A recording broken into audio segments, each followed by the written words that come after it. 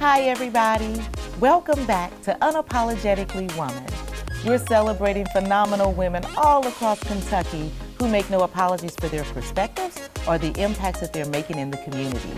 Today we're celebrating Ashley Smith, who is unapologetically working to reconnect Black Kentuckians to their legacy and heritage in agriculture. Ashley is the co-founder and COO of Black Soil, Our Better Nature.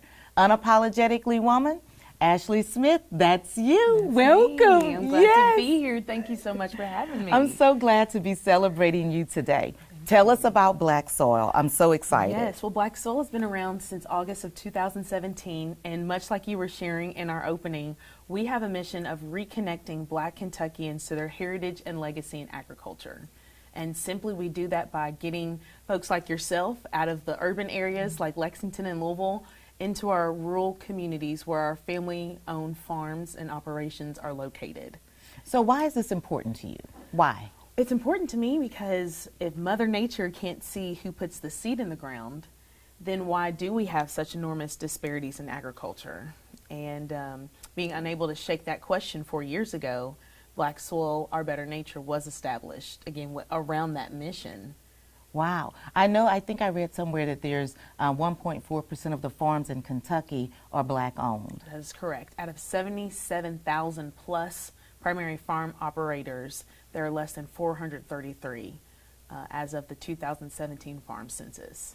And so we know that this is important because we all have to have food, right? That's right. And you always talk about this healthy living and healthy lifestyle.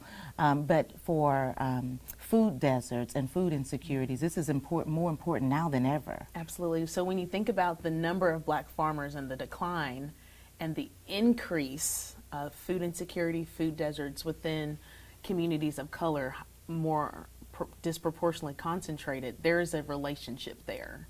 So as we engage the consumer, such as your household, around building relationships with these farmers, it helps us take another step, an extra step, to be more intentional as to where we purchase our food products from. Okay, so how do we increase the number of African American or Black farmers in Kentucky? How do we get people, pull them in and get them to want to go into the field of agriculture? Well, there are several ways, and it's not easy. Definitely this work is not easy. We have about a 30, 40-year gap in a pipeline of building up the next generation to take over, family-owned farms or farms within communities that folks reside in. And so it looks like helping first and foremost educate from a young age. So what you do here at Prep Academy, that age group helping students understand as well as their families understand this is a career that has a lot of endless possibilities. I'm not a farmer myself, but there are different ways that I can advocate on behalf of the Black farmer here in the state of Kentucky. So talk to me about Farm to Table. Yes, so Farm to Table actually has Black roots. Chef Edna Lewis was a farmer and a chef in the Deep South, and she used seasonal products. So much like your granny at Sunday dinner, those fresh greens, the peas and potatoes coming from the family garden. So Farm to Table is something that we as Black Americans have practiced for centuries. And oftentimes something we practice can get taken up as a marketing or promotional campaign for other cultures. And so just really bringing that back to the forefront to help people understand that what you grow in your backyard can directly go to your kitchen table to create that meal. One of the things that when you talked about those peas, I had a flashback because I grew up on a small farm in Louisiana, and we used to have to shuck purple hurl peas, Yes. And I just couldn't take it. That was the thing that I hated, purple hull peas. Say that 5 times fast, right? I know. Then So I've also seen you trying to engage people by taking people on tours of the black farms in Kentucky. Yes, so that's actually how we got started. Many folks before COVID-19 and our pivot were familiar with our work around getting them out of the comfort zone of in Lexington or Louisville and taking them to small remote areas of the state which by themselves they would never go to, such as Laurel County, Lincoln, Wayne, Bourbon, Madison, LaRue. We started in Hart County on a family-owned farm about 45 minutes outside of Bowling Green.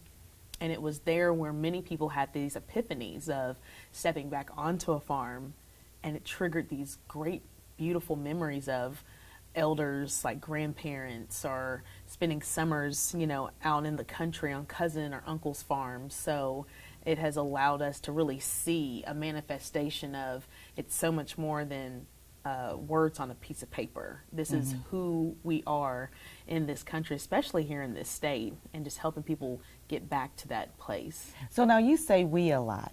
Does we include your husband? Yes, from around the NC, Trevor Claiborne Sr. You might as well say it because I was getting ready to pull it out of you. Most people know him as Farmer Brown. That's his handle. How did you guys meet in this work, or were you in it together for the long haul? We met in this work around some of the work he was doing at the Lyric Theater and the Fresh Shop Urban Gardening Workshop that really brings youth and their families into the Lyric at that time to do hands-on demonstrations, activities, and his work around Farmer Brown the MC has preceded Black Soil, so it was something that was already in motion. And then when we started this in 2017, it was bringing that body of work and then my body of work with event planning and management to really create what we're experiencing now. So I'm just imagining, and I have to ask because inquiring minds want to know.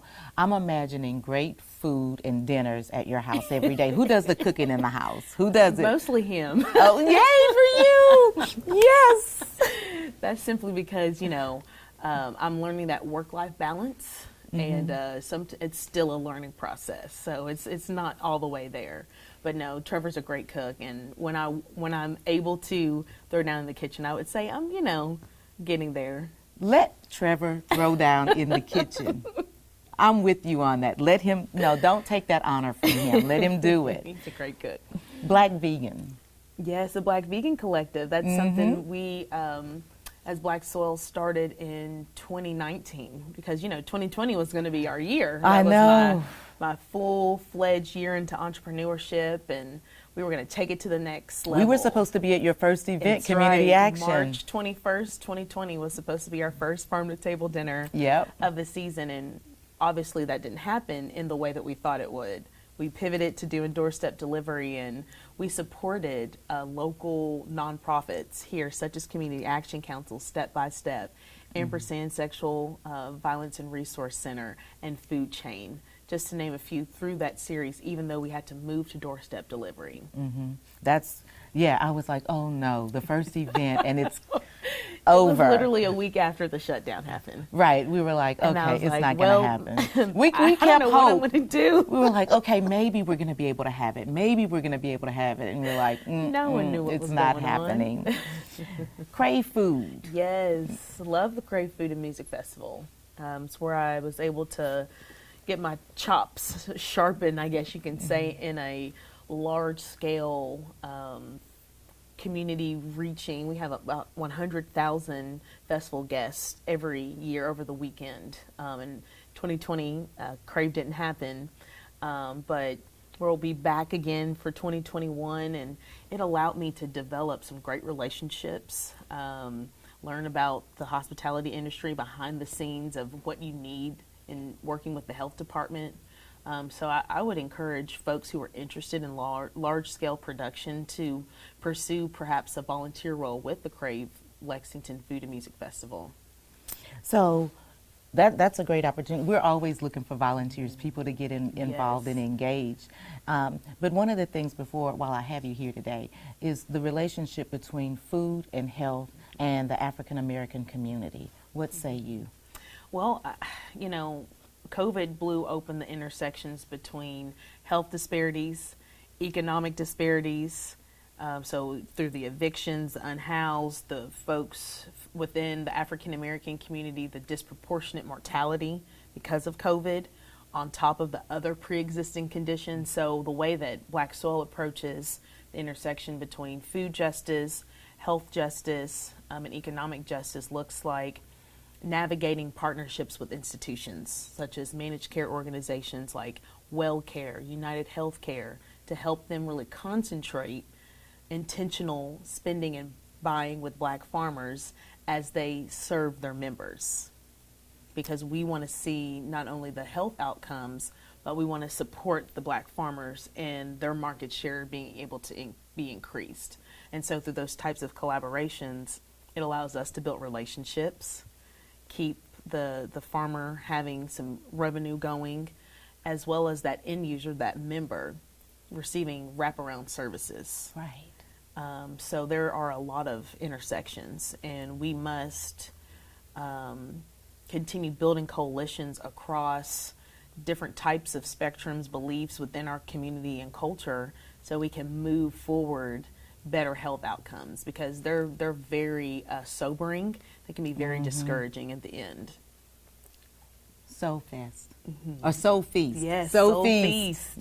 Yes. Tell me me about Soul it. Fest. Yes, it is. So the Barksdale twins, Martina and Marcellus, this is something that they created, and They're the brainchild. They are the brainchildren, and they've been gracious enough to, bring on our partnership with Black Soil and some other, great experts here on the leadership team. Bevan Morgan being one of those, and we are really emphasizing, again, COVID-19 has blown out of the water what we perceive and understand work to be, life to be, and how you make your money, your earning. And in the restaurant industry, you saw a 41% decline or closure of Black-owned businesses compared to 18% with their white counterparts. So Soul Feast is an opportunity for people to literally put their support where their mouth is, their money where their mouth is, yeah, and support intentionally over a 12-day period.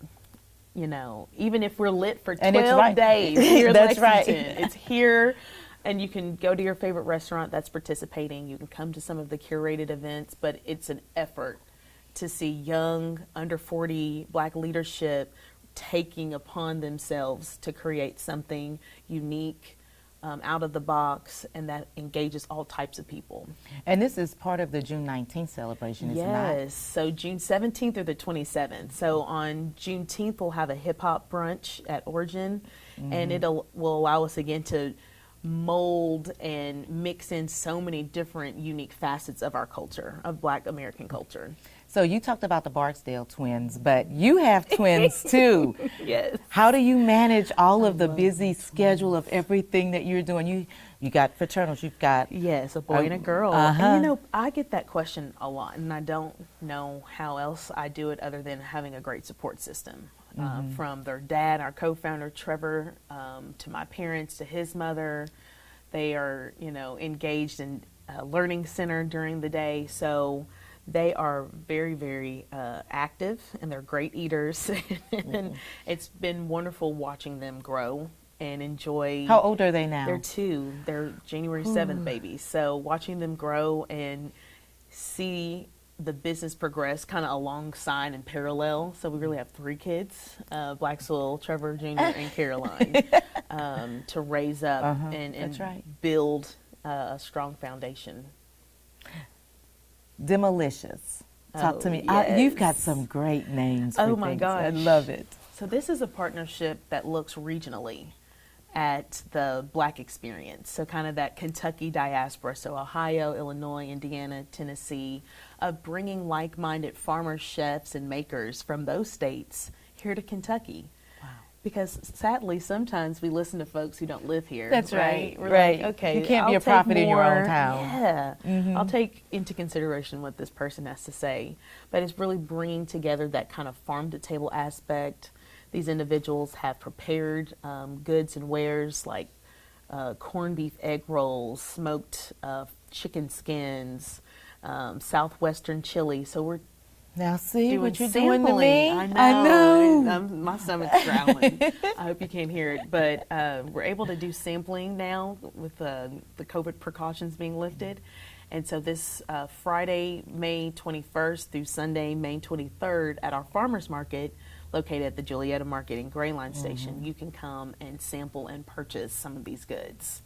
And the great thing about it is we accept EBT, PEBT on all of our cold and frozen items. Oh, that's a great seasonal benefit. Produce and our farm wares. Yes, ma'am. Okay, so you're not just all about food. You do voiceovers too. Tell it all. If we're going to tell the story, let's tell it all. You know, that came about from years growing up. I attended Consolidated Baptist Church, and my parents, I remember having to practice tirelessly for doing the announcements on Youth Day, introducing the guest, preacher or pastor, and it had just really cultivated a lifelong skill that kind of organically grew in my neighborhood, the house that I grew up in kitchen, and it led me to doing some voiceover work with KET in 2018, and that segment of Kentucky Life received an Emmy nomination. So I was going to ask you about that. We were excited to receive that, and unfortunately we lost to a piece on some dogs. So that was But you know what? Hey, it's all competition, and that's what life is about. Yes, but it is. You can say we're Emmy nominated with KET. Congratulations on that. Thank you. And you have been the mistress of ceremony for many events that I've been to. Yes.